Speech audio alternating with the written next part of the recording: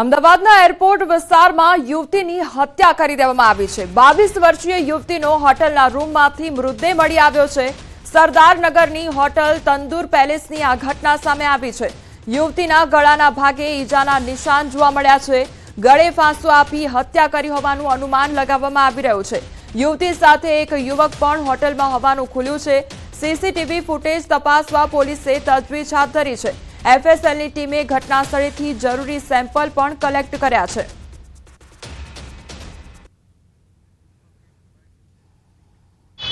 મહિલા છે airport police સ્ટેશનમાં ફૂડ કોર્ટમાં કામ કરતી હતી અને હાલમાં તે રામોલ ખાતે રહેતી હતી એ પ્રાથમિક વિગત તપાસના કામે જાણવા મળેલ છે અને હાલમાં કંઈ ગળા ઉપર ઈજા નિશાન છે, વિશેષમાં કંઈ છે નહીં। તો હોટેલ તંદુર પેલેસની આ ઘટના કે જ્યાં મહિલાની મોત નીપજ્યું છે, મહિલાની હત્યા કરી દેવામાં આવી છે। આ સાથે મહિલા સાથે એક યુવક પણ ત્યાં આગળ આવ્યો હોય તે અંગેનો પણ ખુલાસો થયો છે। અમદાવાદના એરપોર્ટ વિસ્તારમાં આવેલી તંદુર પેલેસ હોટલમાં એક મહિલાની હત્યા કરાયેલી હાલતમાં લાશ મળી આવી। જો કે સાંજ બાદ એરપોર્ટ પોલીસને આ અંગેની માહિતી મળતા તાત્કાલિક ઘટના સ્થળે પહોંચી હતી। માનવામાં આવી રહ્યું છે કે આ વ્યક્તિની જે વ્યક્તિ દ્વારા હત્યા કરવામાં આવી હતી તેની ધરપકડ કરવાની દિશામાં અત્યારે હાલ પોલીસ કાર્યવાહી કરી રહી છે। ડેડ બોડી જે છે તે હોટલ ઉપરથી ઉતારવામાં આવી છે અને તેના અંતિમ વિધિ માટે અને પોસ્ટમોર્ટમ રિપોર્ટ કરાવવા અર્થે અત્યારે હાલ લઈ જવામાં આવી રહી છે। માનવામાં આવી રહ્યું છે કે જે રીતે હત્યા કરેલી હાલતમાં લાશ મળી હતી તે બાબતે પોલીસ હવે જે હત્યા કરનાર વ્યક્તિ જે છે તેના સુધી પહોંચવા માટેના તમામ પ્રયત્નો કરી રહી છે। હાલ સીસીટીવી ફૂટેજ જે છે તે સીસીટીવી ફૂટેજ તપાસી રહી છે। માનવામાં આવી રહ્યું છે કે મુસ્લિમ મહિલા જે છે તે એરપોર્ટ ઉપર કામ કરતી હતી અને ત્યારબાદ અહીંયા આગળ રોકાઈ હતી। ત્યારબાદ તેને કોઈ મળવા માટે આવ્યું હતું ને તેની પછી તેની હત્યા કરાયેલી હાલતમાં લાશ મળી હતી। કેમેરામેન વિમલ ચારા સાથે મૌલિક દામેચા, ન્યૂઝ 18 ગુજરાતી, અમદાવાદ। ગુમ થયેલા શાળા બનેવીના મૃતદેહ મળ્યા છે। વડોદરાના કરજણ વિસ્તારની આ ઘટના બંનેના ખેતરમાંથી મૃતદેહ મળતા ખળભળાટ મચી ગયો છે। ધૂળેટીના દિવસે બંને ગુમ થયા હતા। ડ્રોનની મદદથી ખેતરમાંથી પોલીસે મૃતદેહ શોધી કાઢ્યા। ત્યારે હાલ તો સમગ્ર મામલે વધુ તપાસ હાથ ધરવામાં આવી છે। મૃતદેહ અંગે તપાસમાં મોટા ખુલાસા પણ થઈ શકે છે।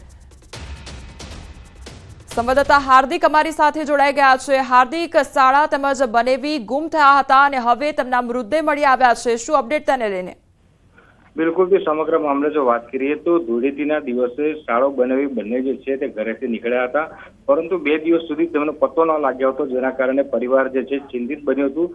પરિવારની ફરિયાદના આધારે પોલીસે શોધખોળ શરૂ કરી હતી, પરંતુ આ બંનેનો પત્તો લાગ્યો ન હતો। પરંતુ ગઈકાલે પોલીસે આજે સીમ વિસ્તાર છે એટલે કે જ્યાં ખેતરો છે ત્યાં ડ્રોન ઉડાવ્યું હતું અને ડ્રોન કેમેરામાં આજે ચાળો અને બનેવી જે છે તેમના મૃતદેહ જે છે તે કેદ થયા હતા અને એના આધારે જ આ મૃતદેહ શોધવામાં પોલીસને સફળતા મળી છે। બીજી મહત્વની વાત કરીએ તો પોલીસ દ્વારા પ્રાથમિક તપાસ કરવામાં આવી છે। તેમાં જાણવા મળ્યું છે કે કરજણ તાલુકાના કોઠા ગામની સીમમાં આ જે શાળો અને બનેવી જે છે તેઓ આંટો મારવા માટે ગયા હતા, પરંતુ પશુ માટે તારની વાળમાં જે છોડેલો કરંટ છે એ કરંટ લાગતા શાળો અને બનેવી જે છે તેમનું કરુણ મોત જે છે તે નીપજ્યું હતું। બીજી વાત કરીએ તો ઘરેથી નીકળતા પહેલા તેઓએ ઘરે કહ્યું હતું કે જમવાનું બનાવીને રાખજો, અમે થોડી વારમાં આ ખેતરમાં પાણી જોઈને આવીએ છીએ, એમ કહીને તેઓ શાળો બનેવી બંને નીકળ્યા હતા અને ત્યારબાદ ધૂળેટીની રાતથી જ બંને લાપતા હતા। ત્યારે ગઈકાલે ડ્રોન કેમેરાની મદદથી આ પોલીસને જે છે બંનેના મૃતદેહ મેળવવામાં સફળતા મળી છે અને બંનેના જે મૃતદેહ છે તેને પોસ્ટમોર્ટમ કરવાની પ્રક્રિયા જે છે તે પોલીસ દ્વારા હાથ ધરવામાં આવી છે। જી હાર્દિક, સમગ્ર માહિતી બદલ આપનો આભાર। હવે વાત કરીશું બેફામ રફતાર વિશે।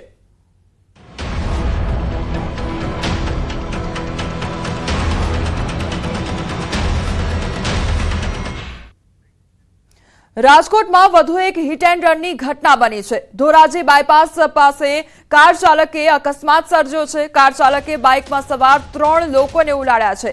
અકસ્માતના હચમચાવતા સીસીટીવી ફૂટેજ પણ સામે આવ્યા છે। અકસ્માતમાં બાઇકમાં સવાર 3 લોકો ઇજાગ્રસ્ત થયા છે। ઇજાગ્રસ્તોને ઉપલેટા ખાનગી હોસ્પિટલ ખાતે સારવાર અર્થે ખસેડવામાં આવ્યા છે। અકસ્માત સર્જી કાર ચાલક ફરાર થયો। સંપૂર્ણ બેદરકારી સાથે રોંગ સાઈડમાં સ્પીડમાં આવી રહેલી કારે અકસ્માત સર્જ્યો હતો। કાર ચાલક અકસ્માત સર્જી જે ડુમિયાણી ટોલ પ્લાઝા પાસે આવેલ હોટલ ખાતે કાર પાર્ક કરી ફરાર થઈ ગયો હતો। તો અકસ્માતની આ ઘટના સામે આવી છે, જ્યાં કાર ચાલક રોંગ સાઈડમાં આવે છે અને ત્યારબાદ પૂરપાટ ઝડપે આવતા અકસ્માત સર્જાય છે। સંવાદદાતા મુનાફ અમારી સાથે જોડાઈ ગયા છે। મુનાફ, અકસ્માતની આ ઘટના, શું પરિસ્થિતિ અત્યારે?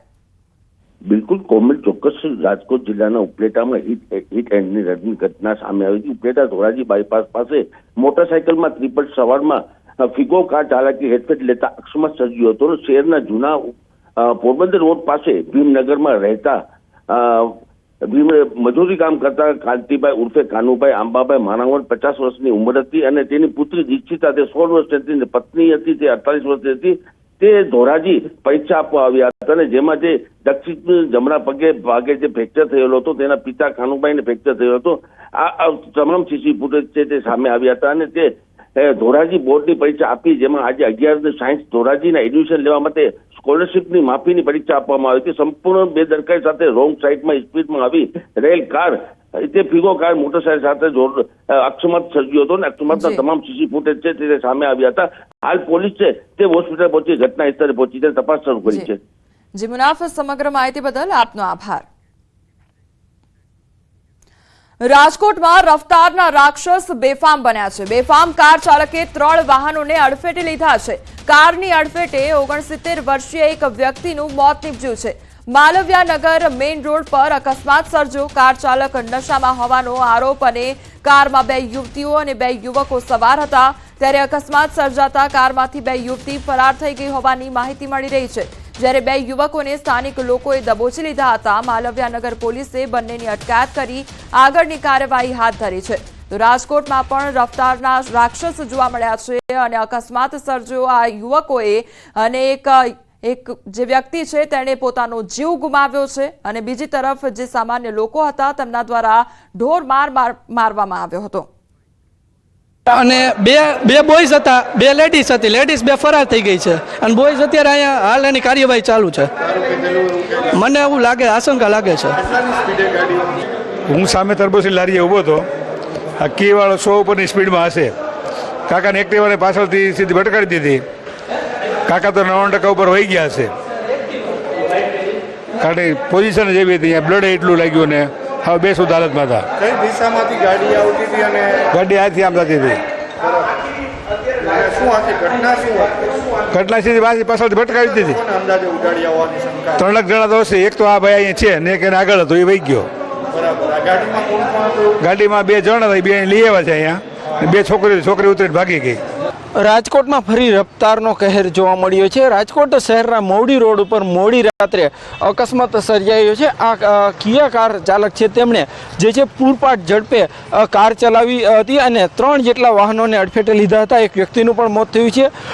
જે પ્રત્યક્ષદર્શી છે તેમનો દાવો છે કે આ કાર છે તે 120 કરતાં વધુની સ્પીડે ચાલતી હતી. કારની અંદરના દ્રશ્યો જોઈ શકો છો કે જે રીતના એરબેગ છે તે પણ ક્યાંક ખુલી ગઈ છે.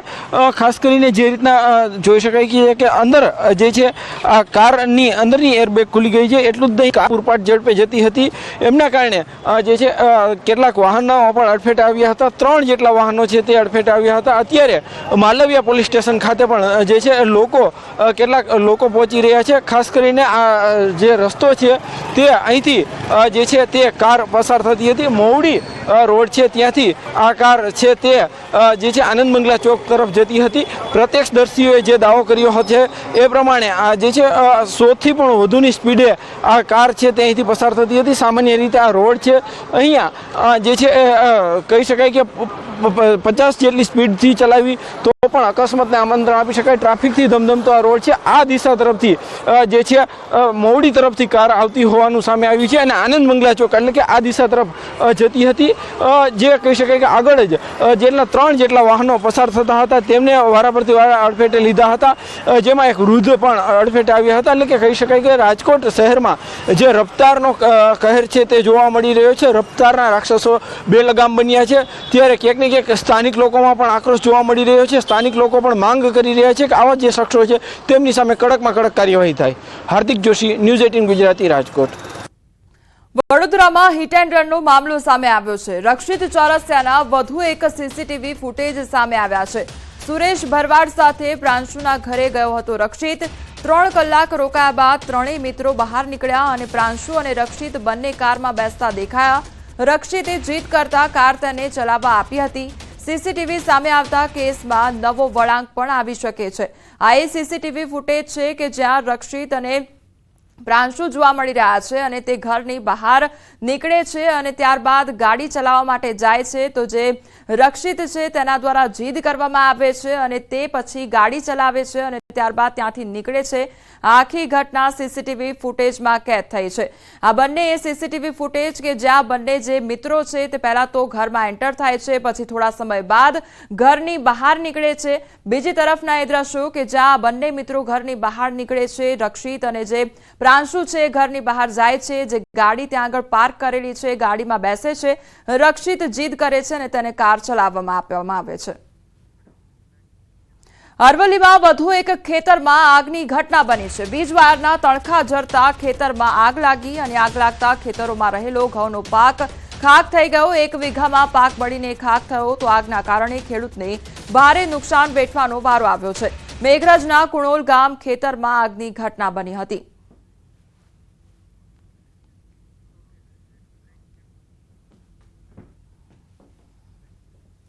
સમાચારોમાં આગળ વધીએ તે પહેલા રોકાઈશું એક બ્રેક માટે।